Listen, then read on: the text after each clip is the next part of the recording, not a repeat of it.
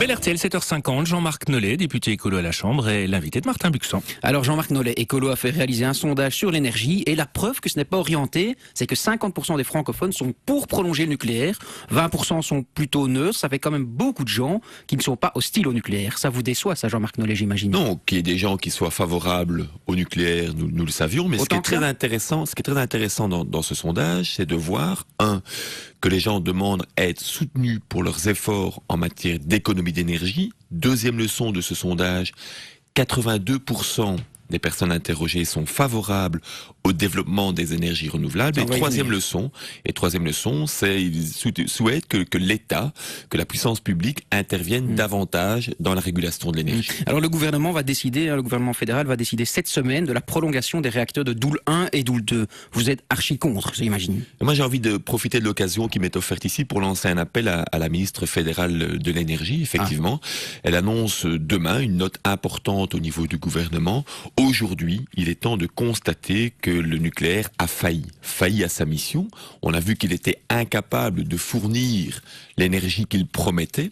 On a surtout vu qu'il était dangereux et qu'il était vulnérable. Donc il ne faut pas prolonger ces deux centrales pour vous, ces deux réacteurs. Il faut donc donner un cap très clair à la Belgique. Ça fait maintenant 15 ans qu'on attend de voir quel est le cap que la Belgique prend. Il y a des divergences, il y a des allers et des retours, des stop and go. Mais sur ces deux réacteurs, Jean-Marc Nollet. Et sur ces deux réacteurs, effectivement, on voit la dangerosité, on voit la vulnérabilité. Il n'est pas nécessaire de les prolonger de 10 ans, d'autant plus que ça va servir en rien à la lutte contre le risque du blackout pour les hivers qui viennent. En privant les Belges comme ça de 1000 mégawatts, deux réacteurs, c'est les plonger dans le noir, ça, non? Alors pas du tout, parce que ce qui est intéressant, c'est que justement, si Doel 1 et Doel 2 ne sont pas prolongés, on peut davantage développer l'interconnexion avec les Pays-Bas. Et donc ces 1000 mégawatts, il y a déjà une solution pour les remplacer.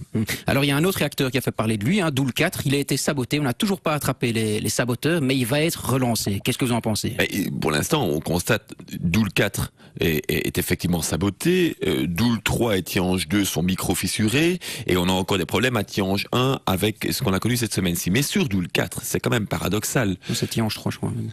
C'est quand même paradoxal sur Doel 4 que le gouvernement imagine relancer Doel 4 alors qu'on ne connaît pas encore l'auteur et qu'on sait que c'est quelqu'un de l'intérieur. Donc manifestement, il y a dans cette entreprise quelqu'un qui a eu la possibilité de saboter, de mettre à l'arrêt pendant 4 mois la centrale nucléaire. On ne sait pas qui. L'enquête piétine 4 mois. Ben oui, manifestement, l'enquête pétine, on ne nous dit rien. Et donc les écologistes ont demandé la réunion de la sous-commission sécurité nucléaire. Parce que quand on parle de nucléaire, on parle aussi de sécurité, pas seulement d'approvisionnement, mais de sécurité tout court. Et cet après-midi, la commission se réunit pour la première fois, elle va élaborer son agenda.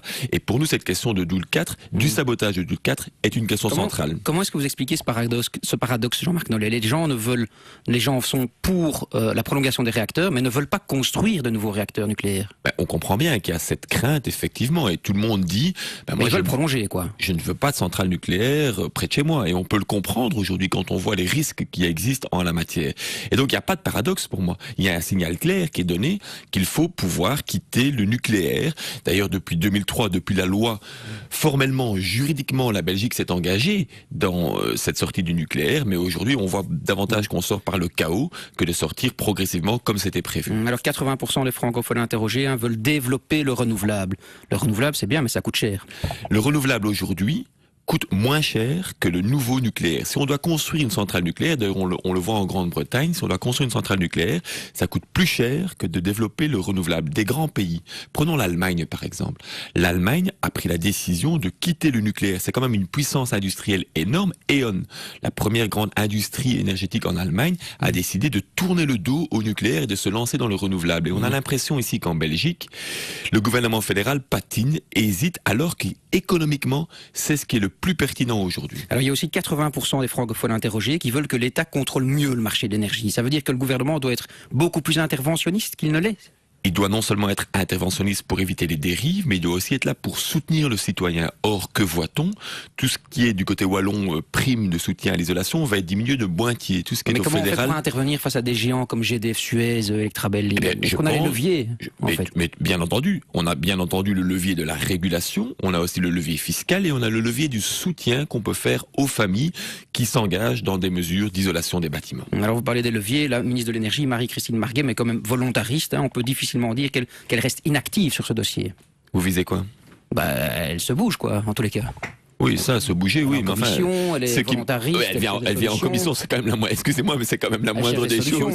C'est quand même la moindre des choses qu'une ministre vienne en commission. Mais on attend de voir quelle est la note qu'elle va déposer vendredi, ici. Mais en l'occurrence, pour l'instant, il n'y a pas de vision claire. Alors, autre sujet, le vice-premier ministre Yann Yambon, NVA, est de nouveau dans l'œil de cyclone pour avoir dirigé un cercle de débat d'extrême droite. Qu'est-ce que ça vous inspire, vous, Jean-Marc Nollet? Ouais, ça commence à bien faire. Évidemment, ça s'ajoute déjà aux propos qu'il avait eus qui étaient douteux sur la collaboration. Ça s'ajoute à ce qu'il a dit sur l'accord secret, là, le 195, le Kaya Thomas et tout le bruit qui a circulé la semaine dernière. Ça s'ajoute au problème du drapeau belge. Manifestement, il est malade dès qu'il voit un drapeau belge. Or, il est ministre de l'Intérieur. Il ne supporte pas bon, etc., etc. Et ce qui est pour moi le plus inquiétant, c'est qu'on voit le MR et Charles Michel à chaque fois défendre Monsieur Jambon. J'ai un peu comme quelqu'un qui est esclave ou qui est otage et qui est victime qui pense que son bourreau en fait fait bien. Charles Michel devrait lui demander de démissionner? Charles Michel est clairement dans le syndrome de Stockholm, là, en pleine suédoise.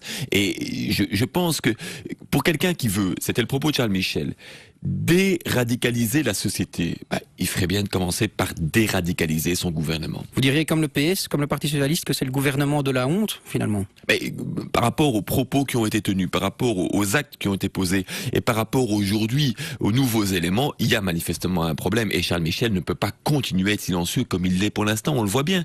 C'est à chaque fois la NVA qui marque des points, c'est à chaque fois la NVA qui provoque, et lui, il est acculé à devoir répondre. Alors un ministre des entreprises publiques, l'ancien ministre Jean-Pascal Laby, le socialiste, qui gagnait beaucoup plus que la limite de 290 000 € quand il dirigeait les mutualités socialistes. Qu'est-ce que ça vous inspire? C'est un problème manifeste d'éthique politique entre ce qui est dit dans la ligne du parti et qui est revendiqué comme étant on doit faire attention à limiter les sursalaires et ce qui est réellement pratiqué par certains des mandataires. Le PTB dit par exemple que le Parti socialiste n'est plus crédible dans l'opposition, dans la contestation sociale. Qu'est-ce que vous en pensez, vous, chez Écolo?